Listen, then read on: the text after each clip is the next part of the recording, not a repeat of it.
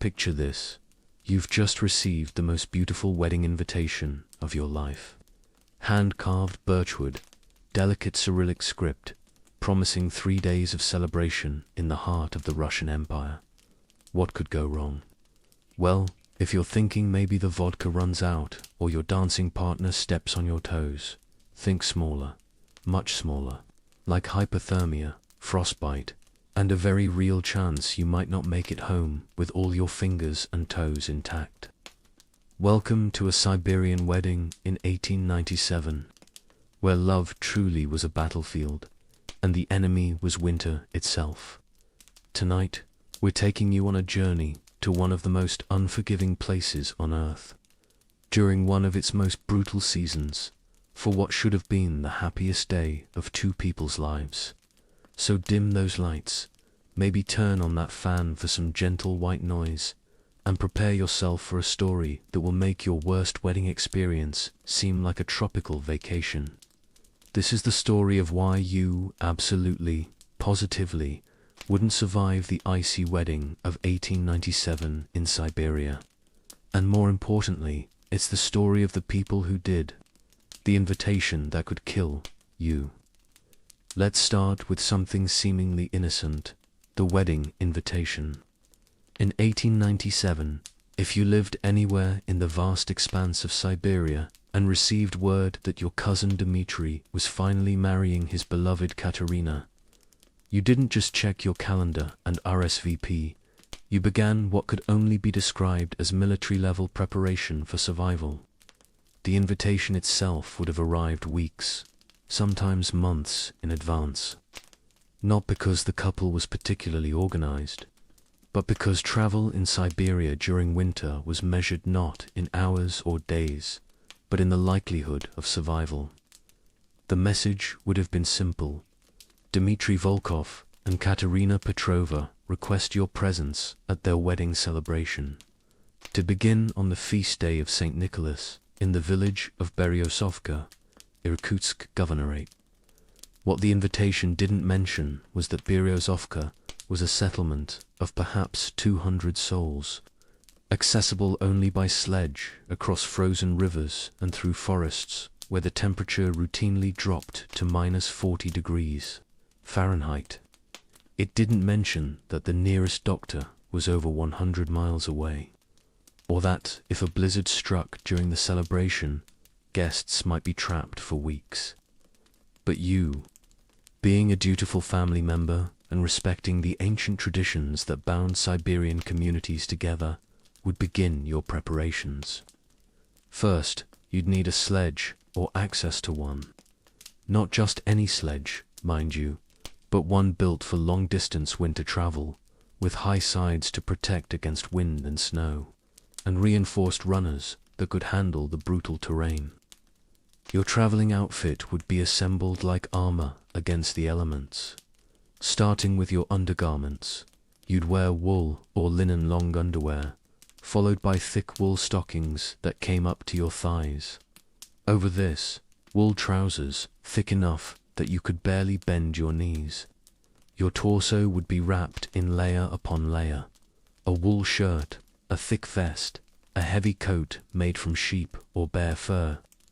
And finally, the prized possession of any Siberian traveler, a shuba, a massive fur coat that could quite literally mean the difference between life and death. On your head, a fur hat that covered your ears completely, with flaps that could be tied under your chin. Your hands would be protected by thick mittens, ideally made from wolf or bear fur, worn over thin wool gloves. Your feet, the most vulnerable part of your body during winter travel, would be encased in valenki, thick felt boots that came up to your calves, worn over multiple pairs of wool socks. But clothing was just the beginning. You'd need food for the journey, and not just any food. Bread that had been dried and hardened, salt pork that wouldn't spoil in the cold, and most importantly, a supply of that liquid lifesaver, vodka. Not for celebration, mind you, but for survival. Vodka kept blood flowing to extremities, and could quite literally prevent frostbite from setting in. The journey to Beryozovka could take anywhere from 3 days to 2 weeks, depending on weather conditions and how many times your sledge broke down or got stuck in snowdrifts. You'd travel during daylight hours when possible. Following marked trails, there were often nothing more than posts driven into the ground at intervals, hoping that recent snowfall hadn't obscured the path entirely. At night, you'd either take shelter in one of the sparse way stations scattered across the Siberian landscape, crude log structures with dirt floors and a single stove, or you'd make camp in the open. Making camp meant digging a shelter in the snow, creating a windbreak and keeping a fire burning all night long, which required a constant supply of wood that you'd have to gather during daylight hours. The cold during travel was unlike anything most people today can imagine. At minus 30 or 40 degrees, the air itself became an enemy. Each breath would create ice crystals in your lungs. Your saliva would freeze before it could fall from your mouth. Metal objects became so cold that touching them with bare skin, even for a moment, would cause instant frostbite. But perhaps the most insidious danger was the wind. Siberian winter winds could turn a merely brutal day into a deadly one within minutes. Wind chill could push effective temperatures down to minus 60 or 70 degrees. Temperatures at which exposed human flesh begins to freeze in under 5 minutes. And then there was the psychological toll. The vast emptiness of the Siberian landscape in winter was overwhelming. For days, you might see nothing but snow and ice stretching to the horizon in every direction. The silence was complete and oppressive. Many travelers reported hallucinations brought on by the combination of extreme cold, isolation, and the hypnotic effect of endless white landscape. Arriving at death's door, also known as the wedding venue. Congratulations, you've survived the journey to Beryozovka. You're frostbitten, exhausted, possibly suffering from mild hypothermia, and you haven't had a proper meal or bath in over a week. Welcome to the wedding of the century, Siberian style. The village of Beryozovka in 1897 was what officials euphemistically called a settlement, but which would more accurately be described as a collection of log cabins, arranged around a central area that served as both marketplace and community gathering space. The buildings were constructed from logs, chinked with moss and mud, with roofs made of sod and bark. Windows, if they existed at all, were small and covered with oiled paper or, in the better homes, actual glass that had been transported at enormous cost from European Russia. The largest structure in the village was the church, a wooden Orthodox church with a single onion dome, painted in the traditional blue and gold when weather permitted such luxuries. This was where Dmitri and Katerina would be married, in a ceremony that could last up to 3 hours in an unheated building where your breath would be visible throughout the entire service. But first, there was the matter of where to stay. Wedding guests in Siberian villages didn't check into hotels because there were no hotels. Instead, the entire community opened their homes to visitors, cramming extended families and friends into spaces that were already crowded under normal circumstances. A typical Siberian home in 1897 consisted of 2 or 3 rooms. The main room served as kitchen, dining room, living room, and often bedroom for the entire family. It was dominated by a massive stove made of clay and stones, which served not only for cooking and heating, but often as a bed for children and elderly family members who slept on top of the warm stove during the coldest months. Privacy was a concept that simply didn't exist. As a wedding guest, you might find yourself sharing floor space in the main room with a dozen other visitors, sleeping on straw mattresses or simply wrapped in your traveling furs on the floor. The air inside these homes was thick with smoke from the stove, the smell of unwashed bodies, and the pervasive odor of the fish oil that was burned in lamps for light. Sanitation was primitive at best. Bathing during winter was a rare luxury, accomplished in wooden tubs filled with water heated on the stove. More commonly, people simply endured months of accumulated grime and sweat. Toilet facilities consisted of outdoor privies that, in winter, required a certain amount of courage to use, as the seats were often covered with frost, and the experience could result in frostbite in very uncomfortable places. Food during your stay would be hearty but monotonous. The Siberian diet in winter consisted primarily of preserved fish, salt pork, cabbage that had been fermented or pickled, root vegetables stored in cellars, and bread made from rye or barley. Fresh vegetables or fruits were completely unknown during winter months. Scurvy was a constant threat, and many Siberians suffered from various forms of malnutrition during the long winter months. But the most challenging aspect of being a wedding guest in Beryozovka wasn't the physical discomfort, it was the social obligations. Siberian weddings weren't single-day affairs, they were community celebrations that could last for a week or more, with each day bringing new rituals, ceremonies, and expectations for participation. The pre-wedding rituals, where hypothermia meets tradition. The wedding celebration began several days before the actual ceremony, with a series of traditional rituals that seemed designed to test both the bride and groom's commitment and the guests' tolerance for extreme discomfort. The first ritual was the viewing of the bride, a ceremony where Katerina would be displayed to the assembled guests while dressed in her finest clothes. This took place in the largest home in the village, which meant anywhere from 50 to 100 people crammed into a space designed for perhaps a dozen. The heat from all those bodies, combined with the continuously burning stove, created a suffocating atmosphere that was almost unbearable after spending days in the crisp, cold air of winter travel. But step outside for relief, and you'd be hit with a temperature differential that could be as much as 80 degrees. This constant moving between overheated interiors and freezing exteriors was a recipe for illness. Many wedding guests succumbed to pneumonia, bronchitis, or other respiratory ailments during wedding celebrations. The viewing was followed by the blessing of the couple, which required all guests to participate in a procession around the village, carrying icons and singing traditional songs. This might sound pleasant enough, until you realize that this procession took place regardless of weather conditions. A blizzard wasn't sufficient reason to cancel or postpone the blessing. It simply meant that the procession became an exercise in survival. Picture yourself, already weakened by travel and poor living conditions, trudging through knee-deep snow while howling winds drive ice crystals into your face like needles.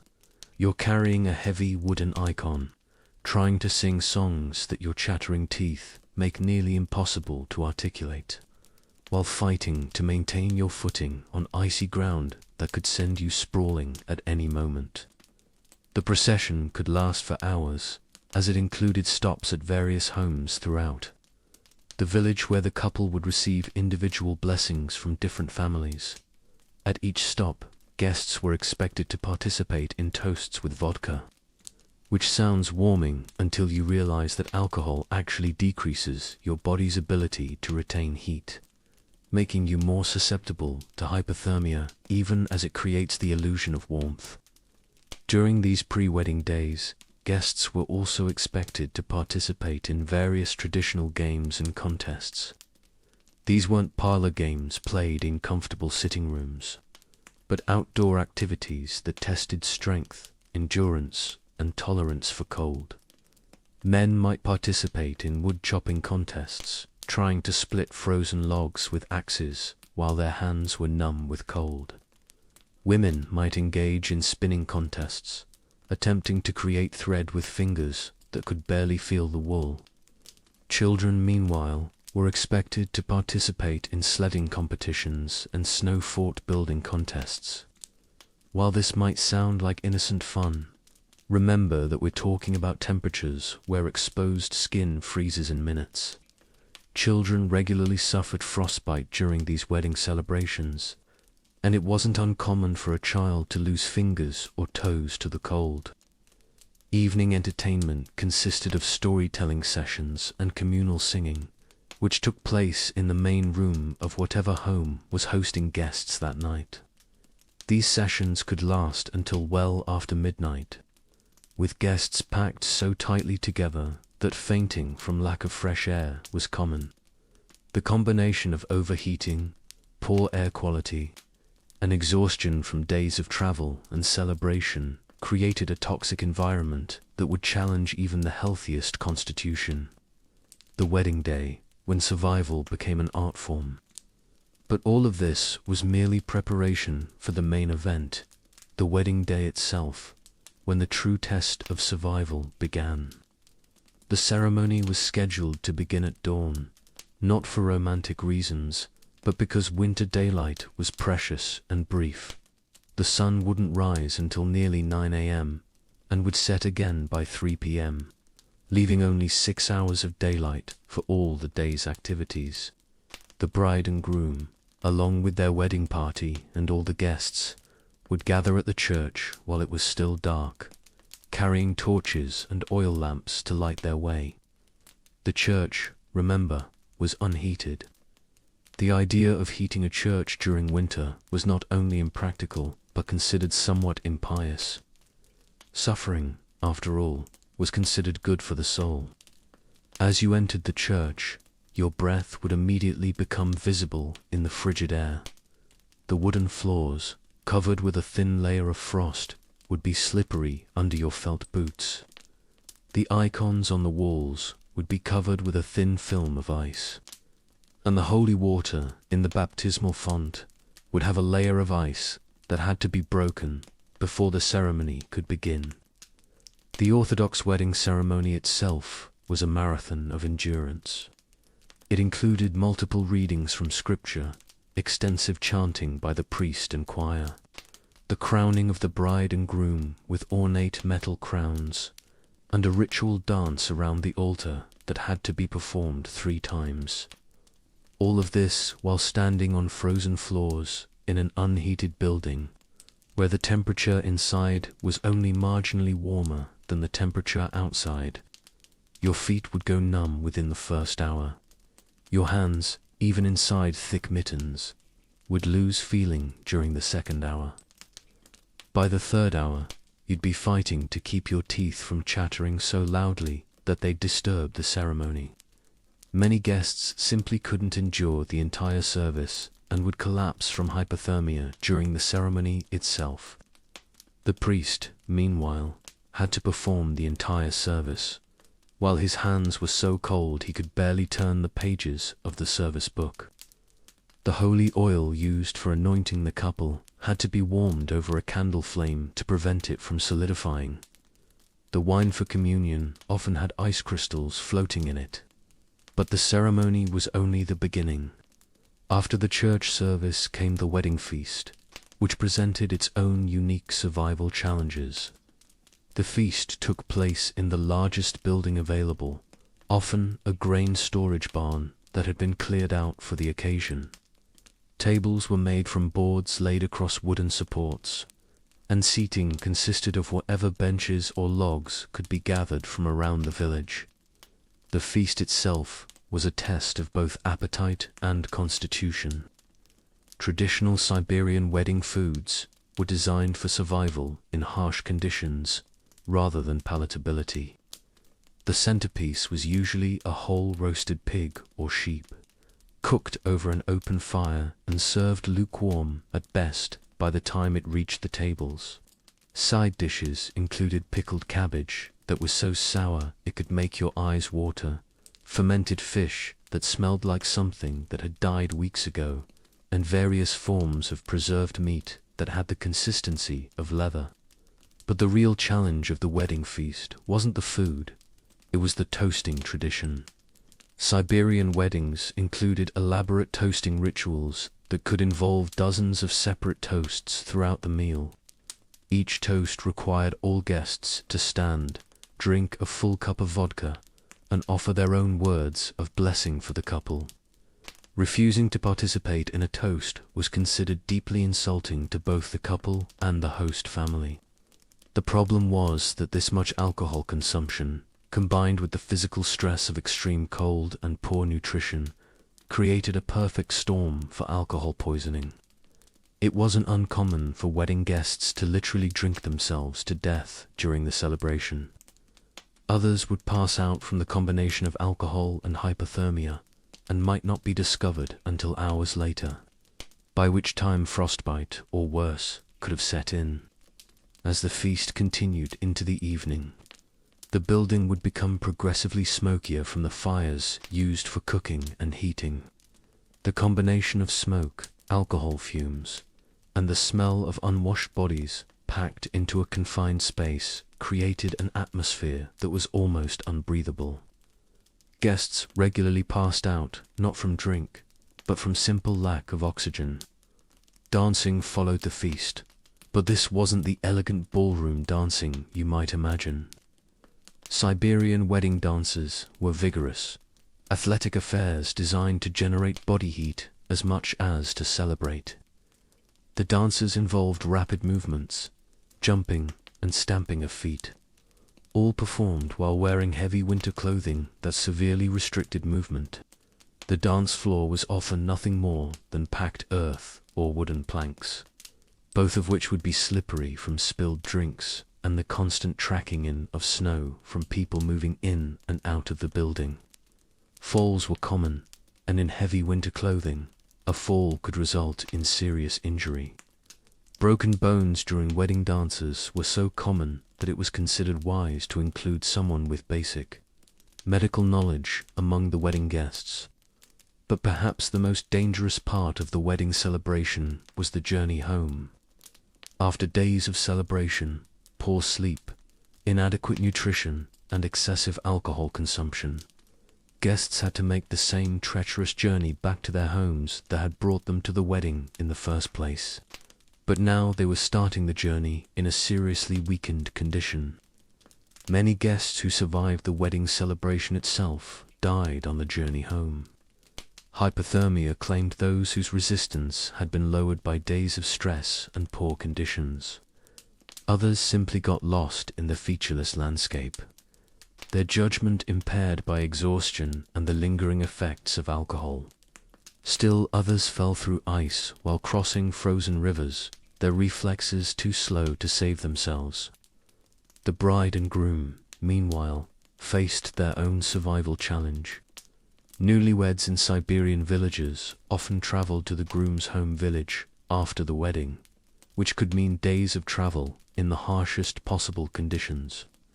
Honeymoons were not romantic getaways, but tests of whether the new couple could survive long enough to actually begin their married life. Yet despite all these dangers, Siberian weddings were joyous occasions, celebrated with genuine happiness and community spirit. The very harshness of the conditions seemed to intensify the bonds between people, creating celebrations that were memorable precisely because they were survived rather than simply enjoyed. The couple who successfully navigated a Siberian winter wedding had proven their commitment not just to each other, but to the community that had risked so much to celebrate with them. Before we continue with our journey through this frozen celebration, I'd love to hear from our community of history enthusiasts who've made it this far into our exploration. Where are you checking in from tonight? What time is it there in your corner of the world? If you're finding yourself genuinely captivated by these stories from the past, these glimpses into lives so different from our own, I'd be grateful if you'd take a moment to like this video and consider subscribing to our channel. But please, only if you truly enjoy these boring history stories we share together each week. I'd also love to hear from you in the comments. What historical topic would you like us to explore next? Or simply check in and let us know you're here. You're an important part of our growing community, and your engagement helps us know what stories resonate with you. Thank you for your continued support and for being part of our little corner of the internet where we can slow down, learn together, and appreciate the incredible resilience of the people who came before us. Now, let's continue with our story of survival, love, and the unforgiving Siberian winter of 1897. The biography of Father Alexei Volkonsky, the priest who defied the frozen steppes, the man who brought God to the edge of the world. In the heart of our story about Dmitri and Katerina's wedding lies another figure whose presence made the entire celebration possible. A man whose life was perhaps even more remarkable than the harsh conditions he ministered within. Father Alexei Volkonsky wasn't just the priest who would marry our couple on that frozen February morning in 1897. He was a living testament to human endurance, faith, and the complex relationship between the Russian Orthodox Church and the vast wilderness of Siberia. Born Prince Alexei Nikolaevich Volkonsky in 1851 in St. Petersburg. He was a member of one of Russia's most distinguished noble families. His grandfather had served under Catherine the Great. His father was a decorated general in the Crimean War, and young Alexei seemed destined for a life of privilege in the imperial capital. He received the finest education money could buy, spoke 4 languages fluently, and was accomplished in mathematics, literature, and natural philosophy. By all accounts, he should have spent his life attending court functions, managing vast estates, and perhaps serving in some comfortable administrative position in the imperial bureaucracy. Instead, at the age of 24, Prince Alexei Volkonsky shocked his family and St. Petersburg society by announcing his intention to take holy orders and specifically requesting assignment to the most remote parish the Orthodox Church could offer. His family was horrified. His friends thought he had lost his mind. The church authorities themselves questioned whether this pampered aristocrat had any idea what he was asking for.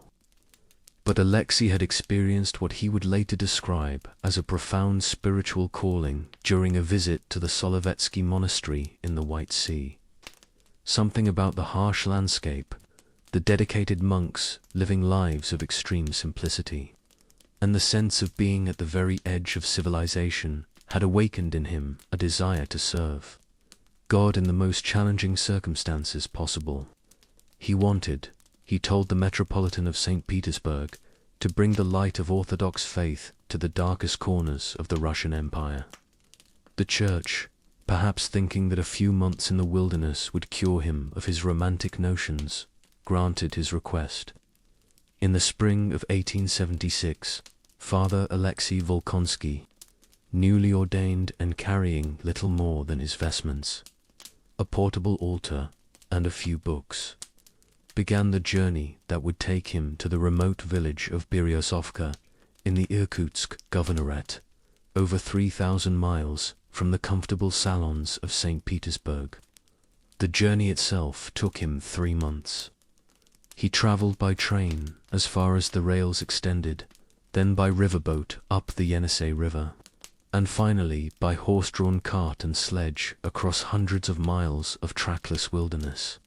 His diary, which survived and was eventually published by the Moscow Theological Seminary, records his growing amazement at the sheer scale and emptiness of Siberia. Today marks our 15th day since leaving the last settlement of any size. He wrote in June 1876, "The landscape here defies description. It is not merely empty, it is aggressively, almost malevolently empty. For hours we see nothing but grass and sky, with no evidence that human beings have ever set foot in this place. I begin to understand why the ancient peoples saw gods and demons in such landscapes. There is something here that makes one feel very small indeed." When Father Alexei finally arrived in Beryozovka in late July 1876, he discovered that his parish consisted not just of the village itself, but of an area roughly the size of Belgium, containing perhaps 20 scattered settlements and individual homesteads. His church was a single-room, logged cabin that had been used for storage, with no altar, no icons, and no vestments beyond what he had brought with him. But perhaps more challenging than the physical conditions was the spiritual situation he encountered. The people of Berezovka and the surrounding area were Orthodox Christians in name, but many hadn't seen a priest in years. Religious observances had devolved into a mixture of Orthodox traditions, pre-Christian folk beliefs, and practices that had emerged from the unique challenges of Siberian life. Children had grown to adulthood without being properly baptized. Couples had been living together as husband and wife without benefit of marriage, and the dead had been buried without proper Orthodox funeral rites. Father Alexei's first winter in Berezovka nearly killed him. Despite his preparations, nothing had prepared him for the reality of a Siberian winter. The temperatures plunged to levels that seemed almost supernatural in their intensity. His small cabin, heated by a single wood stove, consumed enormous quantities of fuel that he had to cut and haul himself. Food was scarce and monotonous. Worst of all was the isolation. For months at a time, he would see no one but the occasional visitor who might arrive seeking his services. "I have discovered," he wrote in his diary in February 1877, "that loneliness is not merely the absence of company. It is a positive force, like cold or hunger. It presses upon one's consciousness with almost physical weight. I find myself talking aloud simply to hear a human voice, even if it is only my own. I begin to understand why hermits either achieve great sanctity or great madness, and sometimes both." But Father Alexei not only survived that first winter, he began to thrive. He threw himself into learning the practical skills necessary for Siberian survival. He became proficient with an axe, learned to hunt and fish, and mastered the art of preserving food for the long winter months. More importantly, he began to understand the people he served and the unique challenges they faced. He realized that traditional Orthodox practices, designed for settled communities with regular access to church services, needed to be adapted for people who might see a priest only once or twice a year. He developed a system of circuit riding that took him to every settlement in his vast parish at least twice yearly, timing his visits to coincide with major Orthodox festivals and life events like baptisms, marriages, and funerals. These circuit rides were journeys of incredible hardship and danger. In winter, Father Alexei would travel by sledge, often alone, across hundreds of miles of wilderness where a broken runner or a sudden blizzard could mean death. In summer, he traveled on horseback through landscapes plagued by clouds of biting insects, treacherous bogs, and rivers that could rise 20 feet overnight during the spring melt. His diary records dozens of near-death experiences. He fell through ice while crossing frozen rivers, was caught in blizzards that lasted for days, and once spent a week snowbound in a shelter he dug with his bare hands after his sledge broke down in the middle of nowhere. On one memorable occasion in 1883, he was chased for several miles by a pack of wolves and only escaped by climbing a tree where he spent an entire night while the wolves circled below. But perhaps his closest call came in the winter of 1885. During what became known locally as the winter the world ended, a series of blizzards struck central Siberia in December and continued almost without break, until March. Temperatures dropped to levels that old-timers claimed they had never experienced. Father Alexei was caught traveling between settlements when the storms began and was forced to take shelter in an abandoned trapper's cabin. For 6 weeks, he was completely cut off from human contact. His food supplies ran out after 2 weeks. He survived by setting snares for rabbits and ptarmigan, melting snow for water, and burning furniture from the cabin to keep his fire going. By the time a search party finally reached him in February, he had lost over 40 pounds and was suffering from advanced scurvy and frostbite that cost him 2 toes on his left foot. But even this experience didn't diminish his commitment to his calling. If anything, it seemed to strengthen his resolve. "I have looked into the face of death," he wrote after his rescue, "and found it less terrible than I had imagined. What terrifies me more is the thought of these good people living and dying without the comfort of the faith that sustains me. If God has called me to serve in this harsh place, then He will provide the strength I need to continue that service." And continue he did. Over the next 12 years, Father Alexei became a legendary figure throughout central Siberia. He was known not just as a priest, but as a doctor, teacher, mediator of disputes, and general source of wisdom and assistance. He learned basic medical skills and often served as the only medical care available for hundreds of miles. He established schools in several settlements and personally taught dozens of children to read and write. But perhaps his most remarkable achievement was his work as what we might today call an anthropologist. Fascinated by the traditional cultures he encountered among the indigenous peoples of his parish, Father Alexei began systematically documenting their languages, customs, and belief systems. He was one of the first Orthodox priests to argue that indigenous spiritual traditions, rather than being simply pagan superstitions to be suppressed, contained elements that could be integrated into Orthodox practice.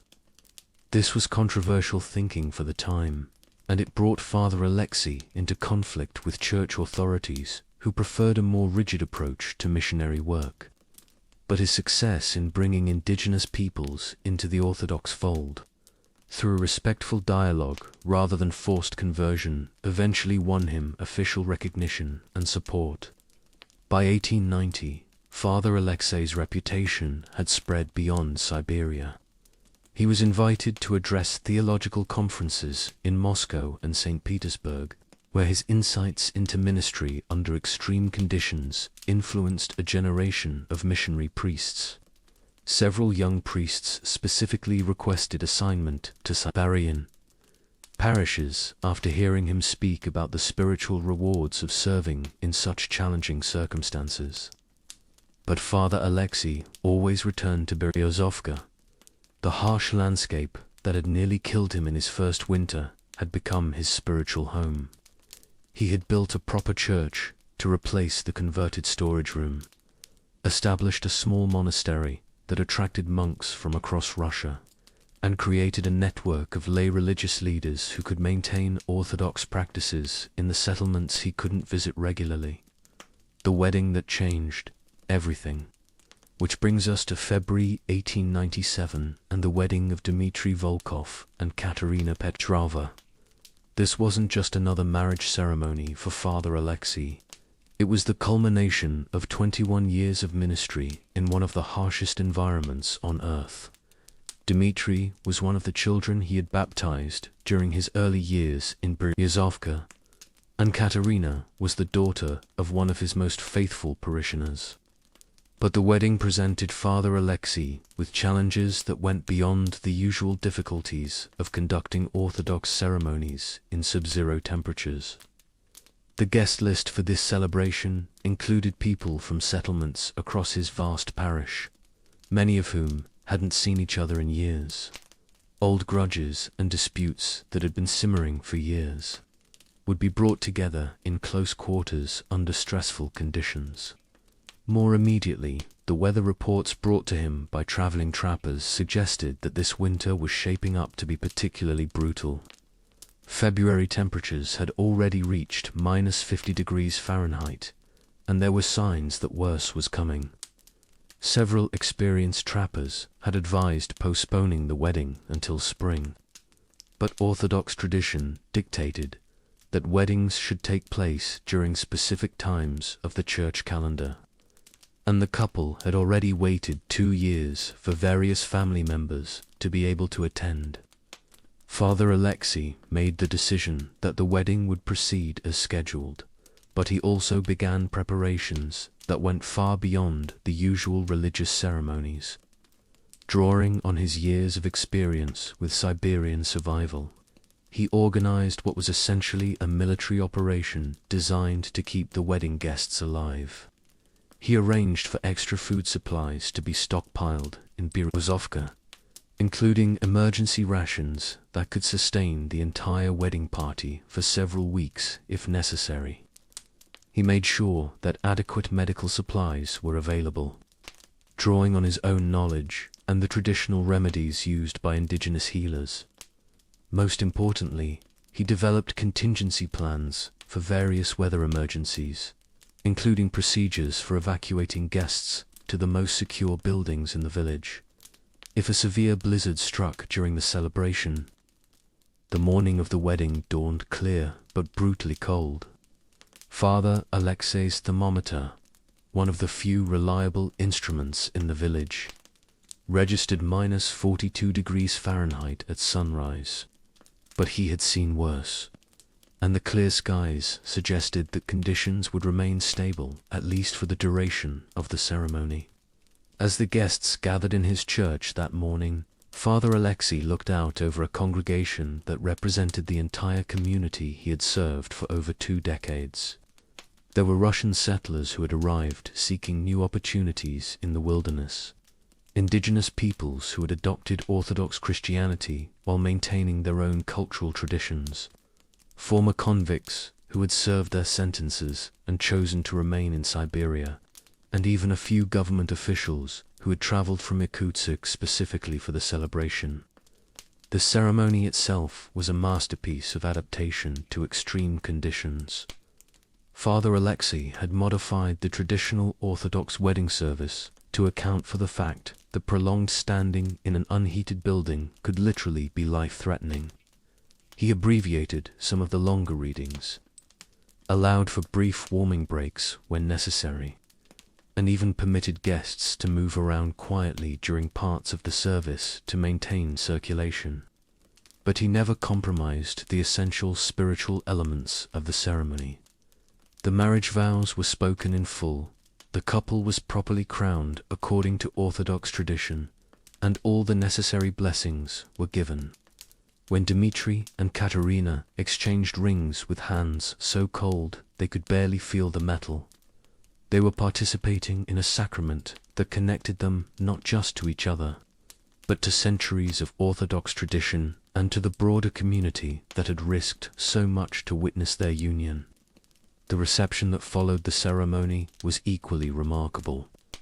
Father Alexei had worked with the village's most experienced cooks to prepare a feast that would provide the calories and warmth necessary for survival in extreme cold, while still honoring traditional wedding foods. The centerpiece was a whole roasted bear that had been hunted specifically for the occasion, supplemented by preserved fish, fermented vegetables, and an array of warming soups and stews. But perhaps the most memorable aspect of the celebration was Father Alexei's toast to the couple. Standing before the assembled guests, this aristocrat-turned-wilderness priest raised his cup of vodka and spoke words that were remembered and repeated throughout Siberia for years afterward. "My dear friends," he began, "we have gathered here today in defiance of nature herself to celebrate the love between Dmitri and Katerina. The cold that surrounds us, the wind that howls outside these walls, the very harshness of this land we have chosen to call home. All of these things would seem to argue against celebration, against joy, against the belief that human love can flourish in such conditions. But I have learned, in my 21 years among you, that love is not weakened by adversity, it is strengthened by it.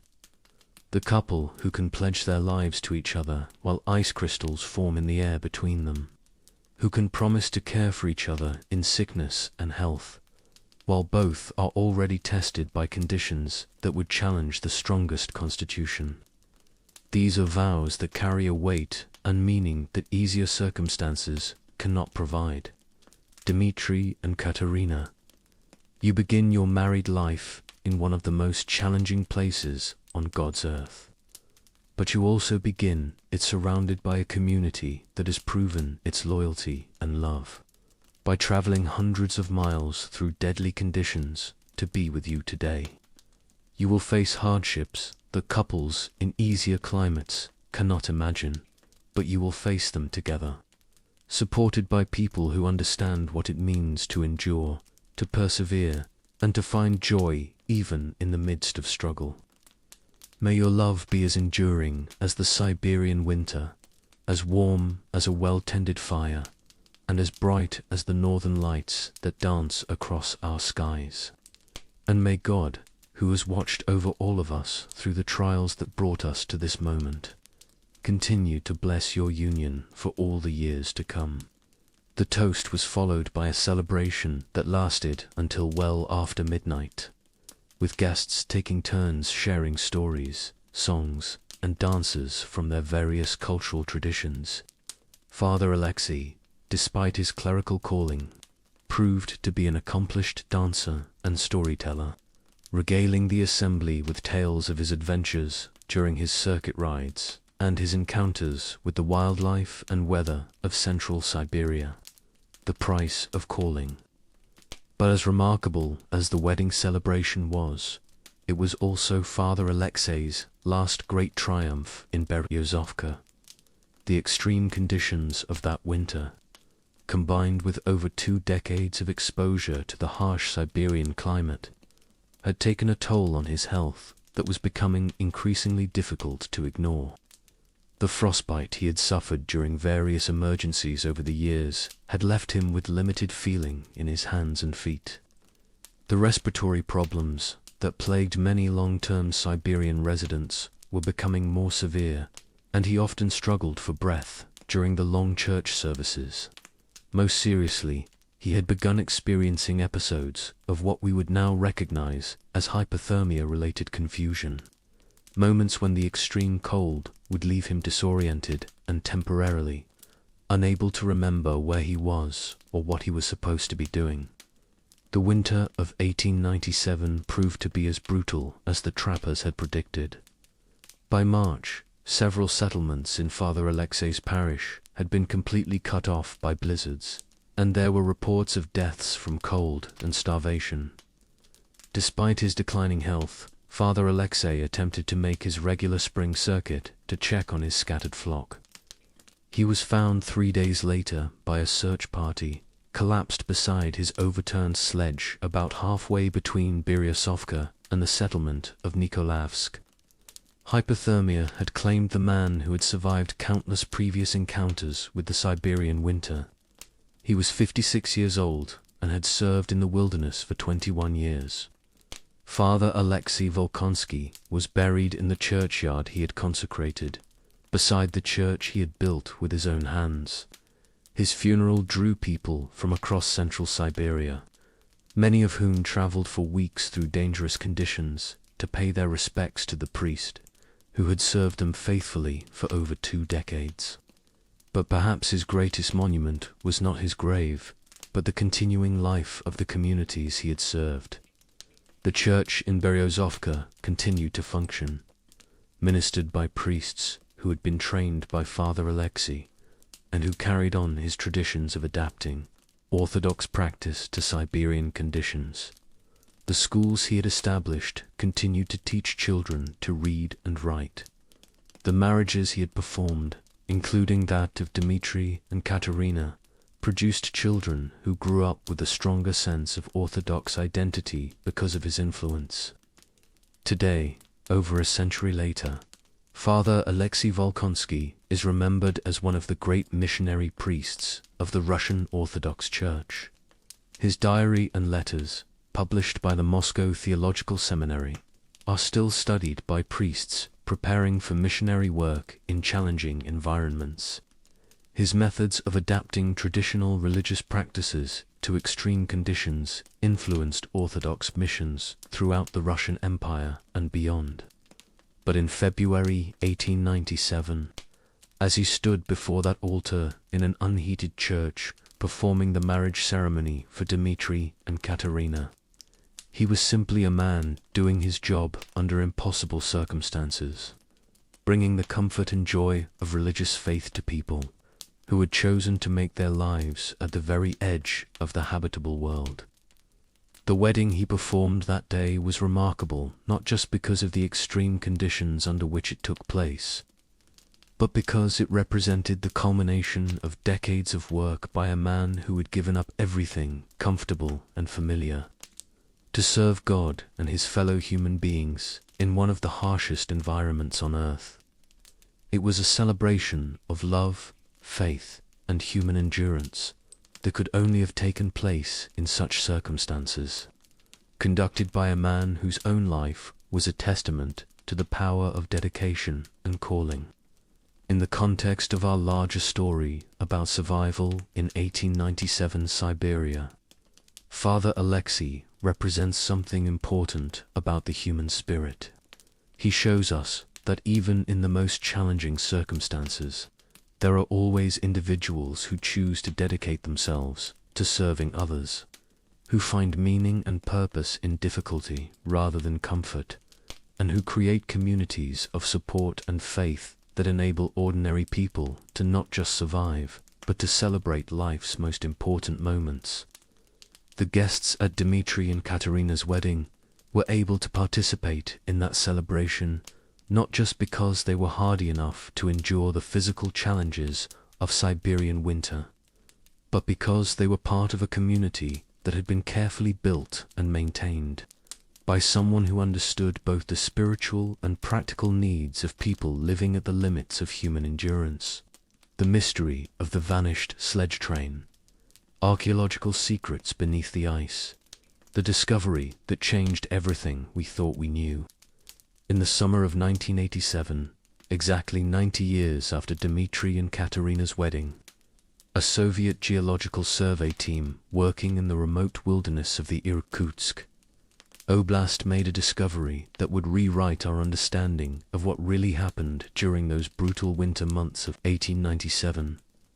What they found buried beneath decades of permafrost wasn't just artifacts from a bygone era. It was evidence of a mystery that had puzzled historians and local residents for nearly a century. The team, led by Dr. Yevgeny Petrov of the Moscow Institute of Geology, was conducting a routine survey for potential mineral deposits when their ground-penetrating radar detected an anomaly about 15 miles northeast of where the village of Beryozovka once stood. The readings suggested a large metallic object buried approximately 8 feet below the current ground level, preserved in the permanently frozen subsoil that characterizes much of central Siberia. What they excavated over the following weeks was extraordinary.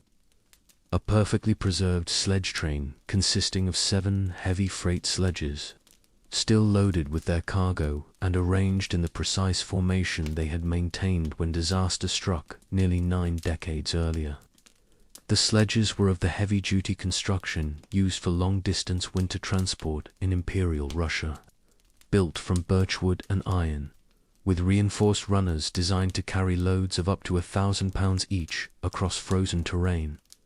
But it wasn't just the sledges themselves that captured the attention of the archaeological team that was hastily assembled to study the find.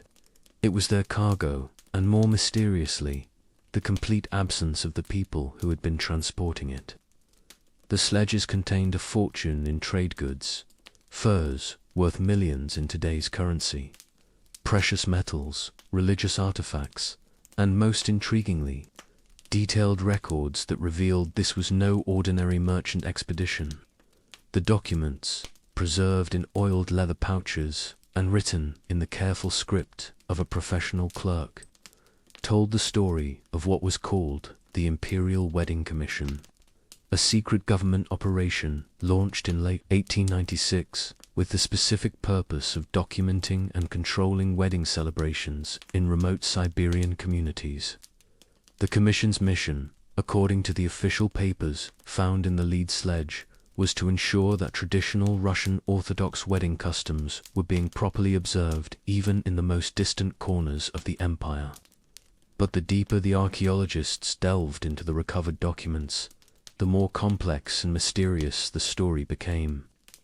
This wasn't just a cultural preservation mission.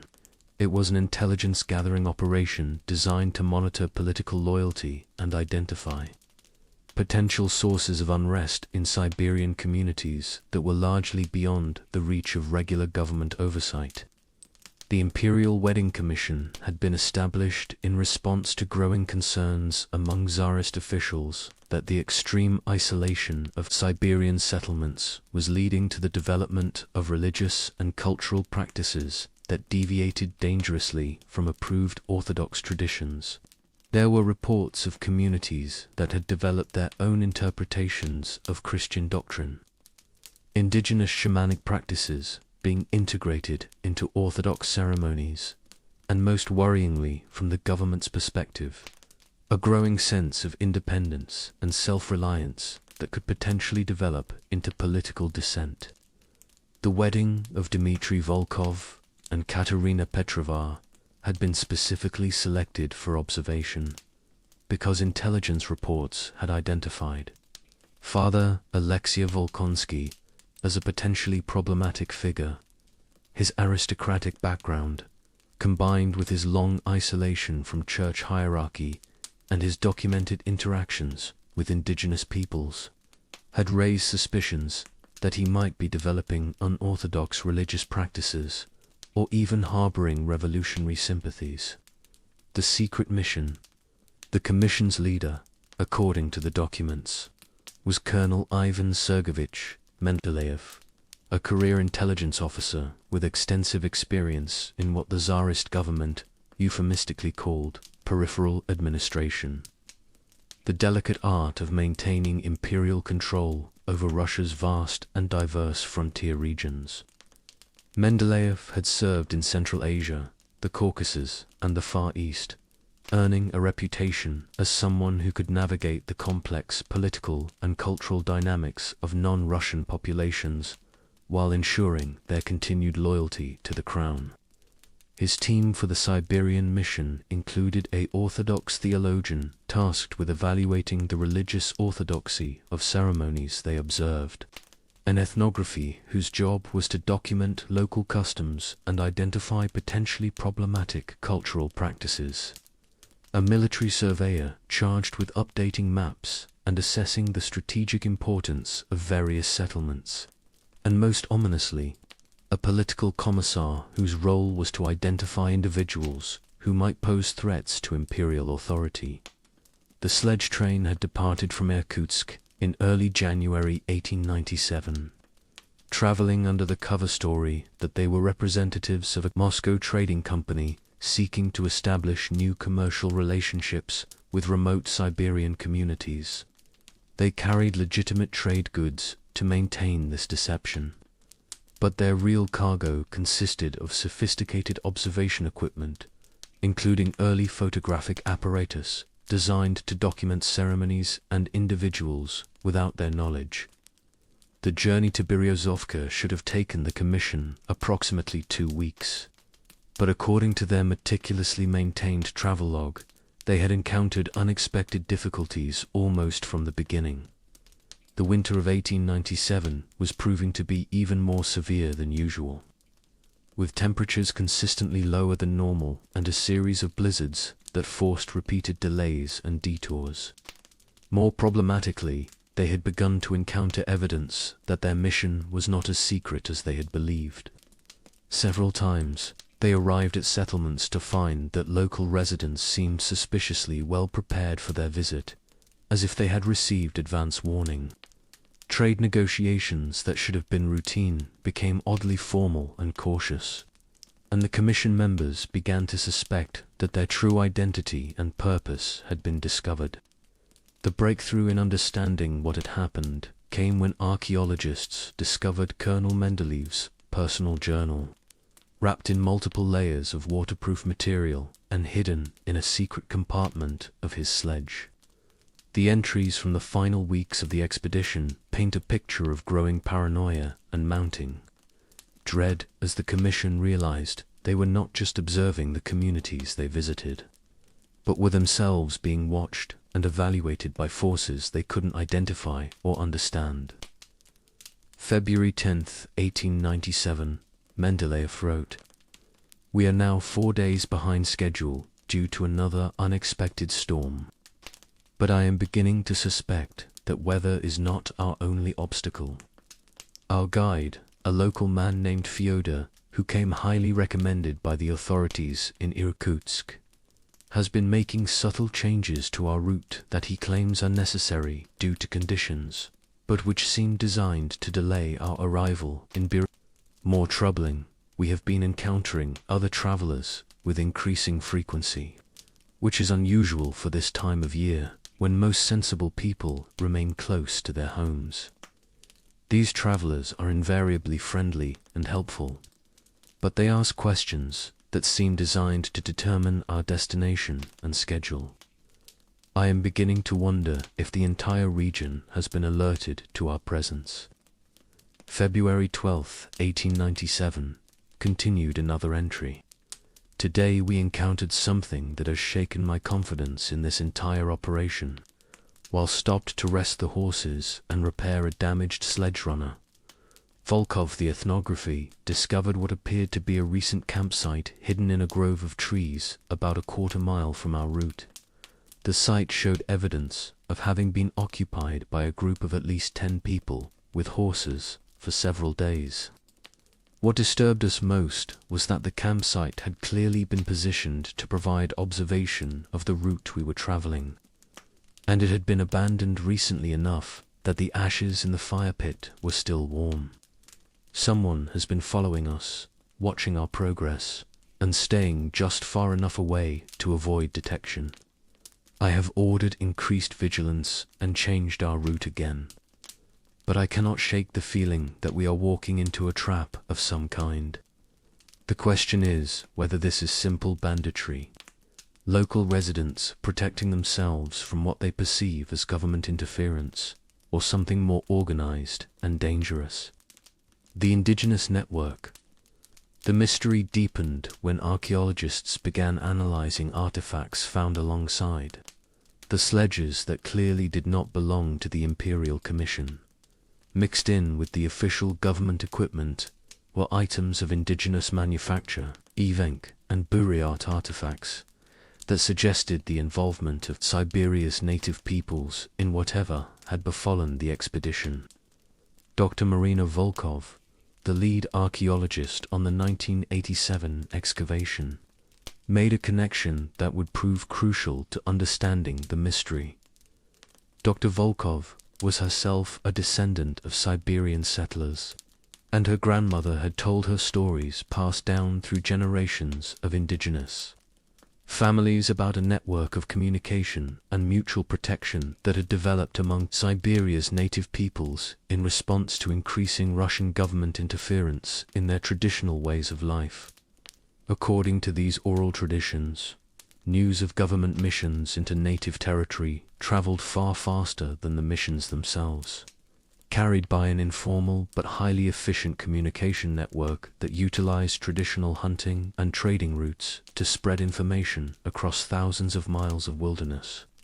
The system was so effective that communities could have weeks or even months of advance warning about official visits, allowing them to prepare appropriate responses.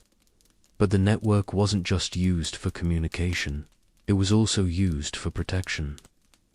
When government missions were perceived as particularly threatening to traditional ways of life, the network could coordinate responses that ranged from simple avoidance and misdirection to more active forms of resistance. The evidence from the sledge train site suggested that the Imperial Wedding Commission had encountered the latter.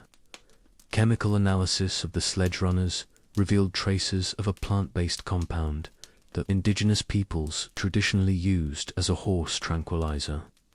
The compound, derived from a local mushroom and applied to metal surfaces, would be absorbed through the horse's hooves and gradually weaken the animals without causing obvious symptoms.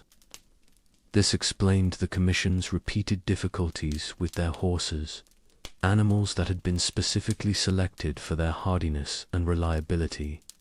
The horses hadn't been suffering from the effects of extreme cold or poor nutrition. They had been systematically poisoned using traditional indigenous knowledge that left no obvious traces of sabotage. More significantly, analysis of the site where the sledges were found revealed that they hadn't been abandoned there by accident. The location was a natural depression that would have been invisible from the main travel routes, but would have provided excellent shelter from winter storms. The sledges had been deliberately moved to this location and carefully arranged to prevent damage from weather or scavenging animals. This suggested that whatever had happened to the Imperial Commission, it had been planned and executed with considerable sophistication. The sledges and their cargo had been preserved not as the result of some natural disaster, but as the result of human intervention by people who understood both the value of the goods they contained and the importance of keeping them safe for future recovery. The wedding connection. The breakthrough in understanding the connection between the vanished sledge train and Dmitri and Katerina's wedding came when archaeologists discovered a cache of documents that had been hidden separately from the main sledge site. These papers, found in 1992 during a follow-up excavation, included correspondence between Father Alexei Volkonsky and various indigenous leaders throughout central Siberia. The letters revealed that Father Alexei had been far more than just a wilderness priest adapting orthodox practices to local conditions. He had been the central figure in an informal alliance between Russian settlers and indigenous peoples that was based on mutual respect, shared resources, and protection against government interference that threatened their way of life. The indigenous leaders had come to trust Father Alexei because of his genuine interest in their cultures and his willingness to incorporate elements of their spiritual traditions into orthodox practice. Russian settlers had come to rely on indigenous knowledge and assistance for survival in the harsh Siberian environment. Together, they had created a community that was remarkably self-sufficient and increasingly independent of imperial authority. When news of the Imperial Wedding Commission reached this network in late 1896, it was perceived as a direct threat to the delicate balance that had been achieved. Government officials investigating wedding ceremonies might discover the extent to which orthodox practices had been modified to accommodate local conditions. More importantly, they might identify the network of cooperation that had developed between different communities and recommend actions that would destroy it. The decision to intercept the commission appears to have been made collectively by leaders representing both Russian settlers and indigenous peoples throughout the region. Father Alexei's role in this decision is still debated by historians, but the evidence suggests that, at minimum, he was aware of the plan and chose not to interfere with it. The wedding of Dmitri and Katerina provided the perfect cover for the operation. The celebration would naturally draw people from throughout the region to Berezovka, providing both the numbers and the organization necessary to coordinate a complex operation. The harsh weather conditions that were expected would make it difficult for the commission to call for help or retreat quickly if they realized they were in danger. Most importantly, the wedding celebration itself would provide a powerful demonstration of the community that had developed in this remote corner of Siberia. If the Imperial Commission could witness the cooperation between different cultural groups, the successful adaptation of religious practices to local conditions, and the genuine happiness and prosperity of the people they had come to investigate, they might report back to their superiors that no intervention was necessary. The confrontation. The final pieces of the mystery were revealed through a combination of archaeological evidence and oral histories, collected from indigenous families by Dr. Volkov's team in the 1990s. What emerged was the story of a carefully planned confrontation that took place on February 15, 1897, just 3 days before the scheduled wedding. The Imperial Commission had been allowed to approach to within a day's travel of Beryozovka, before being intercepted by a group of approximately 30 men, representing various communities throughout the region. The group was led by Nikolai Petrov, Katerina's uncle and one of the most respected Russian settlers in the area, and Batbayar, an Evenk chief whose hunting territory included much of the land between Irkutsk and Beryozovka. According to the oral histories, the confrontation began as a negotiation rather than a conflict. The commission was invited to make camp and share a meal with their interceptors, who made it clear that they knew the true purpose of the mission, but were willing to discuss a peaceful resolution. Colonel Mendeleev, to his credit, appears to have been genuinely surprised by the sophistication and organization of the local response. His journal entries from this period, found among the cached documents, reveal a man who was beginning to question the assumptions that had guided his mission. These people are not the scattered, primitive communities described in our briefing materials, he wrote. They have created something remarkable here, a functioning society that combines the best elements of different cultures, while maintaining loyalty to the Orthodox faith and the Russian Empire. Perhaps there is nothing here that requires correction or control.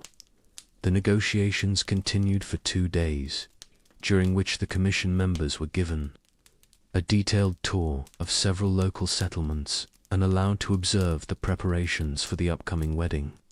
What they saw apparently convinced most of them that their original mission was based on false premises.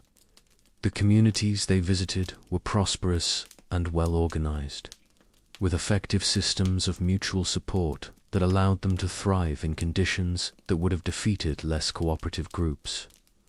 The religious practices they observed were clearly orthodox in their essential elements, even if they had been adapted to local conditions in ways that enhanced rather than diminished their spiritual power. Most importantly, the people they met expressed genuine loyalty to the Russian Empire and gratitude for the protection and opportunities that imperial citizenship provided. There was no evidence of the political dissent or cultural rebellion that had been reported in the intelligence briefs that had justified the mission. By February 17th, it appears that Colonel Mendeleev had decided to recommend that the Imperial Wedding Commission be terminated and that no further government intervention in Siberian wedding customs was necessary. His journal entry from that evening reads, "I will report to my superiors that the communities of this region pose no threat to imperial authority and require no correction or supervision. They have achieved something that we might do well to study and emulate rather than control. But the decision of what to do with the commission and their cargo had already been taken out of Mendeleev's hands." During the night of February 17th, while the commission members slept, their hosts quietly removed all of their horses and equipment to the hidden location, where they would remain for the next 90 years. The resolution, what happened next, has been the subject of considerable historical debate, but the most credible account, based on indigenous oral histories and supported by archaeological evidence, suggests that the commission members were given a choice. They could remain in Siberia as permanent residents, swearing never to report the existence of the cooperative network they had discovered, or they could be provided with minimal supplies and allowed to attempt the return journey to Irkutsk on foot. 3 of the commission members, including the Orthodox theologian and the ethnography, chose to remain. They were provided with new identities and integrated into local communities, where they lived out their lives as ordinary settlers. The theologian eventually became a lay reader in Father Alexei's church, while the ethnography married into a Buryat family and became a respected member of that community. Colonel Mendeleev and the political commissar chose to attempt the return journey. They were provided with snowshoes, emergency rations, and detailed directions to the nearest settlement with regular contact to Irkutsk. Neither man was ever seen again, and it's assumed that they perished during the journey, though their bodies were never found. The military surveyor simply vanished during the night of February 17th, and was never mentioned again in any of the recovered documents or oral histories. His fate remains unknown. The wedding of Dmitri and Katerina proceeded as scheduled on February 18, 1897. According to all accounts, it was a joyous celebration that brought together people from across the region in a demonstration of the unity and cooperation that the Imperial Commission had been sent to investigate. Father Alexei's wedding sermon reportedly made reference to the importance of communities that could welcome strangers, care for those in need, and find peaceful solutions to conflicts. The cargo from the Commission's sledges was distributed among the various communities of the region, with the trade goods being used to improve living conditions and the precious metals being held in reserve for emergencies. The religious artifacts were donated to Father Alexei's church, where some of them remained until the Soviet period. Most significantly, the sophisticated observation equipment that the Commission had brought was adapted for peaceful purposes. The photographic apparatus was used to document local customs and family celebrations, creating a visual record of Siberian life that proved invaluable to later historians. The surveying instruments were used to create more accurate maps of the region, improving travel, safety, and communication between settlements. The legacy of the mystery. The mystery of the vanished sledge train remained largely forgotten until the 1987 discovery brought it to the attention of professional historians. But for the communities of central Siberia, it had always been remembered as a defining moment in their history, the time when they successfully defended their way. Life among the elite, the merchant princes of frozen fortunes, the hidden aristocracy of the wilderness, while the common folk of Beryozovka struggled against hypothermia and frostbite during Dmitri and Katerina's wedding celebration. There existed another layer of society in 1897 Siberia that experienced these same brutal conditions from an entirely different perspective. These were the merchant princes, the fur traders, and the mining magnates, who had built vast fortunes from the seemingly endless resources of the Siberian wilderness, and who lived lives of luxury that would have seemed impossible in such a harsh environment. Among the wedding guests, that February day was a man whose presence added an entirely different dimension to the celebration. Grigory Alexandrovich Stroganov, heir to one of Russia's oldest and most powerful merchant dynasties.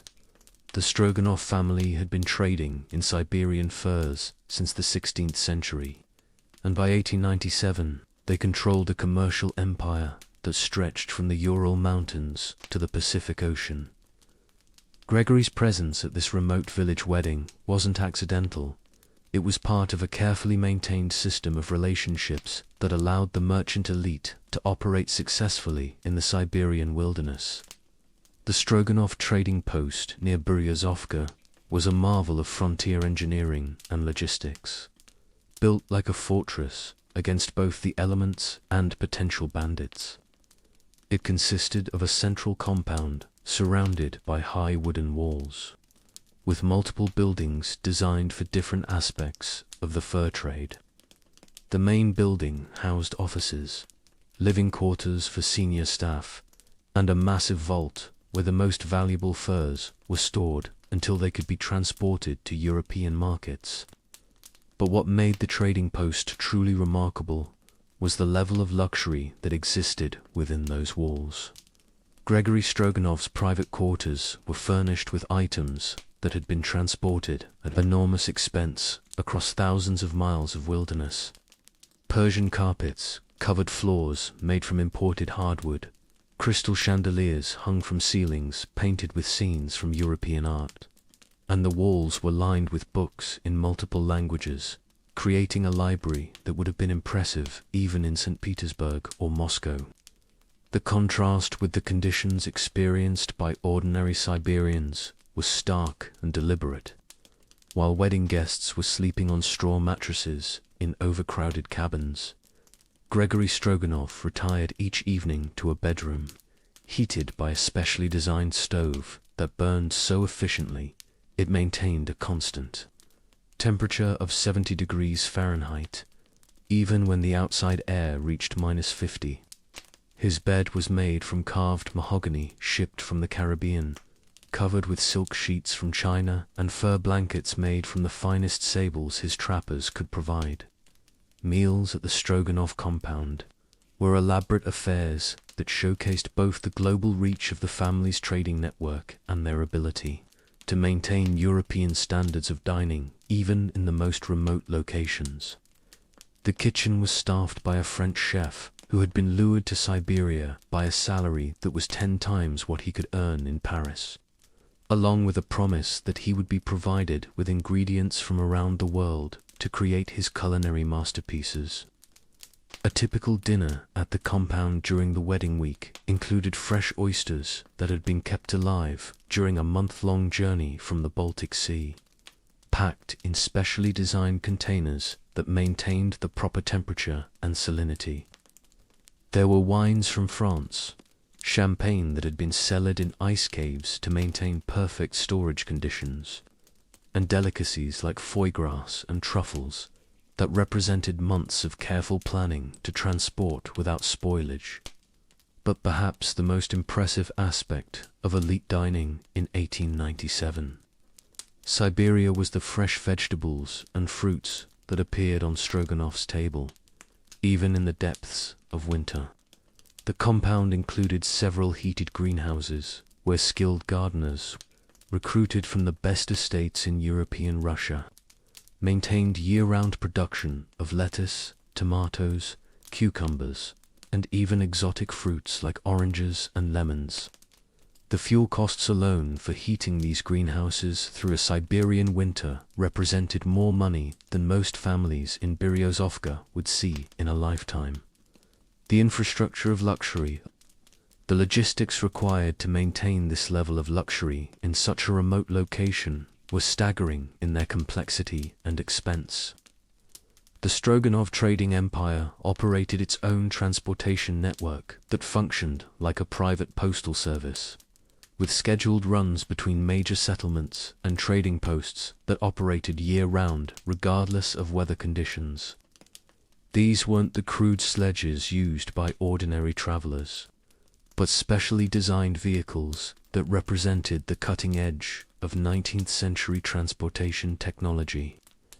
The heavy freight sledges used for long-distance hauling were built like ships, with multiple compartments for different types of cargo, sophisticated suspension systems that protected delicate goods from the jarring of travel over rough terrain, and heating systems that kept temperature-sensitive items from freezing during the journey. For passenger travel, the Stroganov fleet included luxury sledges that were essentially mobile drawing rooms. These vehicles featured enclosed passenger compartments with windows, made from thick glass that could withstand impact from flying ice and debris. The interiors were upholstered in fine leather and fur, with built-in storage for food, drink, and personal items. Most remarkably, they included small but efficient heating systems that kept the passenger compartment at comfortable temperatures, even during the most brutal weather. The drivers and guards who operated these vehicles were among the elite of Siberian transportation workers. They were paid salaries that made them wealthy by local standards, provided with the finest winter clothing and equipment available, and given extensive training in emergency procedures, medical care, and even basic diplomatic skills for dealing with the various peoples and officials they might encounter during their journeys. But the transportation network was only one part of the infrastructure that supported elite life in Siberia. The Stroganov Empire also operated its own communication system, using a network of relay stations and professional messengers that could deliver letters and important documents between Siberian settlements faster than the official government postal service. This communication network was crucial for maintaining the commercial relationships that made the fur trade profitable. Prices for different types of furs could fluctuate dramatically based on fashion trends in European capitals, political developments that affected trade routes, or natural events that influenced the supply of particular animals. A merchant who received price information even a few days ahead of his competitors could gain advantages worth thousands of rubles.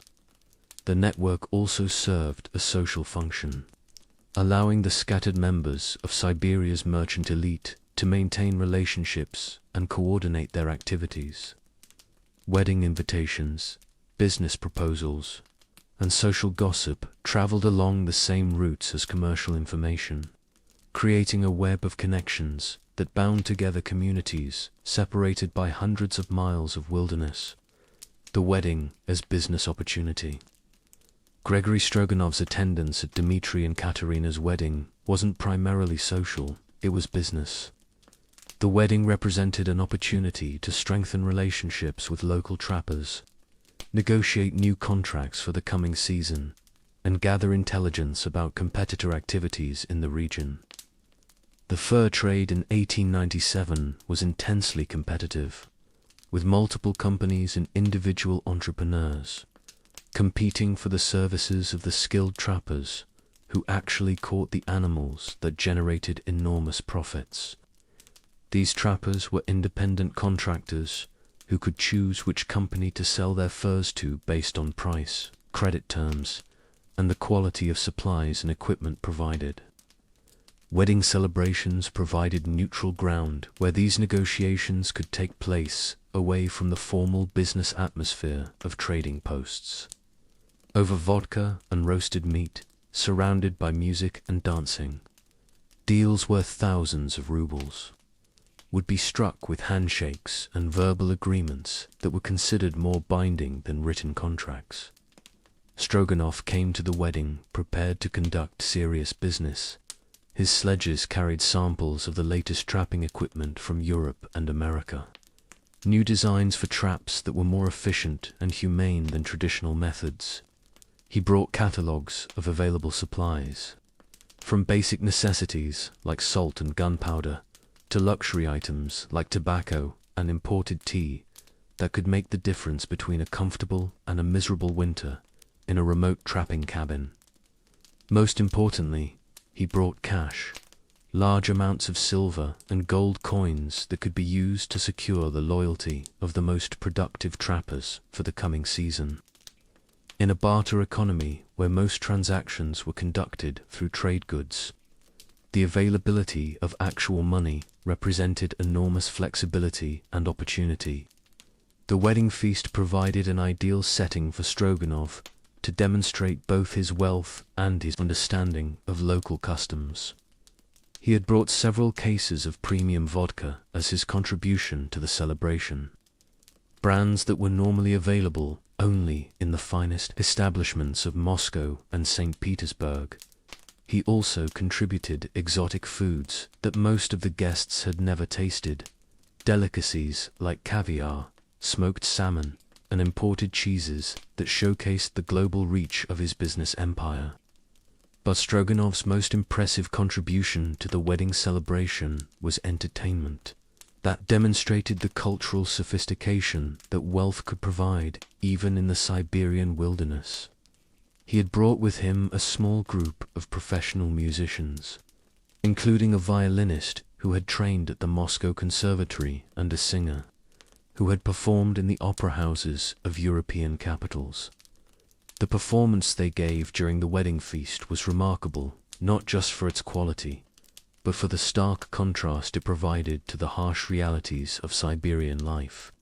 As the temperature outside dropped to life-threatening levels, and the wind howled through the gaps in the building's walls, the guests were treated to performances of works by Tchaikovsky, Rachmaninoff, and other masters of Russian classical music. The singer, a soprano named Elena Mikhailovna Volkonsky, was distantly related to Father Alexei and had come to Siberia specifically to perform at the wedding. Her performance of traditional Russian folk songs, arranged with sophisticated harmonies and orchestration, brought many of the guests to tears with its beauty and emotional power. But perhaps the most moving moment of the evening came when she performed a song that had been written specifically for the occasion by the violinist, a musical setting of a poem about love enduring through hardship, that seemed to capture perfectly the significance of Dmitri and Katerina's wedding in such challenging circumstances. The cost of comfort. The lifestyle maintained by Siberia's merchant elite came at enormous cost, not just in financial terms, but in human terms that were often hidden from view. The luxury enjoyed by men like Gregory Stroganov was built on a foundation of exploitation and environmental destruction that would have horrified modern observers. The fur trade that generated the Stroganov fortune depended on the intensive harvesting of wild animals, often using methods that were wasteful and cruel. Trappers were paid based on the quantity of furs they delivered, not the condition of the animals they caught, which led to practices that maximized short-term profits while devastating local wildlife populations. The transportation network that allowed luxury goods to reach remote Siberian settlements relied on human and animal labor that was often pushed beyond reasonable limits. Drivers and guards who operated the sledge routes worked in conditions that would be considered industrial accidents waiting to happen by modern standards, with mortality rates that were carefully hidden from public view to avoid discouraging recruitment. The communication system that kept the merchant elite connected to European markets and each other depended on messengers who risked their lives, carrying information across dangerous terrain in all weather conditions. These men were well paid for their services, but the physical and psychological toll of their work often left them broken and prematurely aged. Perhaps most troubling from a modern perspective was the relationship between the merchant elite and the indigenous peoples whose traditional hunting grounds provided the foundation for the fur trade. While men like Stroganov prided themselves on their fair dealing and respect for local customs, the reality was that their business model depended on the gradual displacement of traditional subsistence hunting by commercial trapping that served markets thousands of miles away. The wedding of Dmitri and Katerina took place during a period of transition in which traditional ways of life were being fundamentally altered by the demands of global commerce. The bride and groom themselves represented this transition, as Dmitri worked as a contract trapper for the Stroganov company, while Katerina came from a family of traditional Russian farmers who had adapted their agricultural practices to Siberian conditions. The presence of Gregory Stroganov at their wedding symbolized both the opportunities and the dangers that this economic transformation represented. His wealth and influence could provide security and comfort for families willing to work within the commercial system he represented. But that same system was gradually eroding the independence and self-sufficiency that had allowed Siberian communities to thrive in such challenging conditions. The social rituals of power. The behavior of Siberia's merchant elite during social occasions like weddings was carefully calculated to maintain their position within local power structures while demonstrating their connections to the broader world of Russian and European commerce. Every aspect of their public appearance, from their clothing to their manner of speaking, was designed to communicate messages about status, wealth, and influence. Gregory Stroganov's wardrobe for the wedding celebration was a masterpiece of strategic display. His everyday clothing was made from the finest materials available, furs that had been selected from the very best animals, trapped by his own company and tailored by craftsmen in Moscow who specialized in clothing for the Russian nobility. His boots were made from leather that had been imported from Italy and designed to provide both warmth and style in extreme conditions. But it was his formal wear for the wedding ceremony itself that truly demonstrated the extent of his wealth and connections.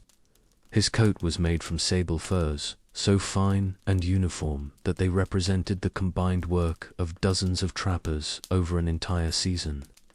The coat's design incorporated traditional Russian motifs with European styling, creating a garment that honored local customs while demonstrating sophisticated international taste. His jewelry was equally impressive, featuring family heirlooms that had been passed down through generations of Stroganov merchants, along with newer pieces that showcased his personal success. His watch was a masterpiece of Swiss engineering that had been specially modified to function reliably in extreme cold, while his rings and cufflinks featured gems that had been mined in Siberia and cut by artisans in St. Petersburg. The manner in which Stroganov distributed gifts during the wedding celebration was also carefully orchestrated to reinforce social relationships and obligations. He presented the bride and groom with a tea service made from silver mined in his own operations and crafted by artisans whose work was renowned throughout the Russian Empire. The gift was valuable enough to demonstrate his wealth and generosity, but practical enough to be genuinely useful in their daily lives. For other wedding guests, he distributed gifts that were calibrated to their status and their importance to his business operations. Key trappers received high-quality equipment that would improve their productivity and profitability. Community leaders received luxury items, like imported tobacco and fine vodka that they could use to enhance their own social standing. Even ordinary guests received small but meaningful gifts, like good-quality knives or warm mittens, that demonstrated his awareness of their needs and his appreciation for their attendance. The toasts and speeches that Stroganov delivered during the wedding feast were masterpieces of diplomatic communication. He praised the bride and groom in terms that honored their families and their contributions to the community, while subtly reminding everyone present of his own role in providing the economic opportunities that made their prosperity possible. He spoke eloquently about the importance of tradition and community in Siberian life, while also emphasizing the benefits that came from connections to the broader world of Russian commerce and culture. His remarks were carefully crafted to appeal to different audiences simultaneously, reassuring conservative listeners that he respected local customs, while encouraging more progressive listeners to embrace the opportunities that change could bring. The morning after, calculating costs and benefits. The day following the wedding celebration provided an opportunity to assess the success of Stroganov's investment in attending the event. From his perspective, the wedding had been a highly productive business trip that had strengthened key relationships and positioned his company for continued success in the region. He had secured verbal commitments from several important trappers to sell their furs exclusively to Stroganov agents for the coming season. These agreements, while not legally binding, were considered more reliable than written contracts in a culture that valued personal honor and reputation above formal documentation. More importantly, he had gathered valuable intelligence about the activities of competing fur trading companies in the region. Through casual conversations with wedding guests, he had learned about new trapping areas that were being developed, changes in local wildlife populations that might affect the supply of different types of furs, and personnel changes at rival companies that might create opportunities for recruiting skilled workers. The wedding had also provided an opportunity to assess the political situation in the region and its potential impact on his business operations. Through his conversations with Father Alexei and other community leaders, Stroganov had gained insights into local attitudes toward government authority and the likelihood of future interference in commercial activities. Perhaps most valuably, the wedding had allowed him to demonstrate his company's commitment to the local community in ways that would generate goodwill and loyalty for years to come. His generous gifts and respectful behavior had reinforced his reputation as a fair and reliable business partner, which was crucial for maintaining the relationships that made his operations profitable.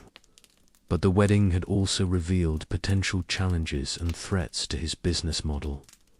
The level of independence and self-sufficiency demonstrated by the wedding guests suggested that local communities were less dependent on outside suppliers than he had previously believed. The cooperation between different ethnic groups that was evident during the celebration indicated a level of political organization that could potentially be used to resist unfavorable business practices.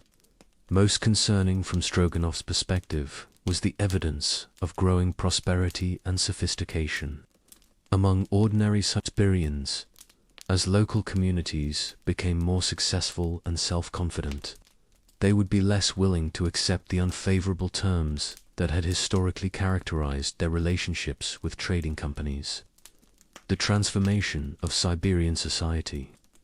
The wedding of Dmitry and Katerina marked a turning point in the social and economic development of Central Siberia. The presence of figures like Gregory Stroganov, alongside ordinary settlers and indigenous peoples, represented a new kind of society that was emerging in Russia's frontier regions. One that combined elements of traditional life with the opportunities and challenges of modern commercial development. This new society was characterized by greater complexity and sophistication than had previously existed in Siberian settlements.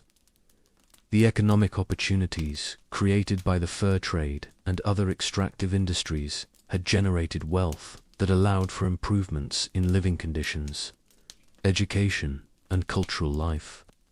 The communication networks maintained by trading companies had connected remote communities to broader currents of Russian and international culture. But this development came at considerable cost. The intensive exploitation of natural resources was beginning to show signs of environmental impact that would eventually threaten the sustainability of traditional economic activities. The integration of local communities into global markets made them vulnerable to economic fluctuations beyond their control. Perhaps most significantly, the presence of wealthy outsiders like Stroganov was beginning to create social stratification within communities that had previously been relatively egalitarian. The wedding celebration, while joyous and inclusive, also highlighted growing differences in wealth and lifestyle that would eventually challenge traditional concepts of community solidarity. The bride and groom themselves embodied these contradictions. Their wedding was a traditional celebration that honored ancient customs and brought together people from across the region in a demonstration of community solidarity. But it was also a commercial opportunity that generated profits for trading companies. A cultural performance that was evaluated by outside observers for political purposes, and a social event that reinforced emerging hierarchies of wealth and status. As we reach the end of our journey through the icy wedding of 1897, we find ourselves confronting questions that extend far beyond the immediate challenges of survival in extreme conditions. The marriage of Dmitry and Katerina was indeed a test of human endurance against the brutal forces of the Siberian winter. But it was also something much more complex and significant. Their wedding was a moment when different worlds collided and merged in ways that would shape the future of Siberian society. The traditional life of Russian settlers and indigenous peoples, the spiritual leadership of Orthodox Christianity adapted to frontier conditions, the commercial interests of merchant capitalism, and the political concerns of imperial administration all came together in that frozen village in February 1897. The story we've explored tonight reveals the remarkable resilience and adaptability of human beings facing seemingly impossible challenges. The wedding guests, who risked their lives to travel hundreds of miles through deadly cold. The priest who dedicated his life to serving communities at the edge of civilization. The indigenous peoples who protected their way of life through intelligence and cooperation. And even the merchant princes who built empires in the wilderness all demonstrated different aspects of the human capacity to not just survive, but to create meaning, beauty, and community under the harshest possible conditions. But our story also reveals the costs and contradictions of this resilience. The survival strategies that allowed people to thrive in 1897 Siberia often came at the expense of others, whether through the exploitation of natural resources, the displacement of traditional ways of life, or the creation of new forms of inequality and dependence. As you drift off to sleep tonight, perhaps take a moment to appreciate the warmth of your bed, the security of your shelter, and the simple miracle of electric lights that can banish the darkness with the flip of a switch. The people we've met in our story would have considered these things almost magical luxuries. Yet they found ways to celebrate love, maintain faith, build communities, and create beauty even without them. The icy wedding of 1897 reminds us that human beings are capable of extraordinary things when they work together, support each other, and refuse to surrender to despair even in the face of overwhelming challenges. It also reminds us that every comfort we enjoy, every freedom we take for granted, and every moment of security we experience has been built on the struggles and sacrifices of those who came before us. Thank you for joining us on this journey through the frozen steppes of history. Thank you for being part of our community of curious souls who find fascination in the forgotten corners of the past. Until next time, sleep well, dream warmly, and remember that every story of survival is also a story of hope.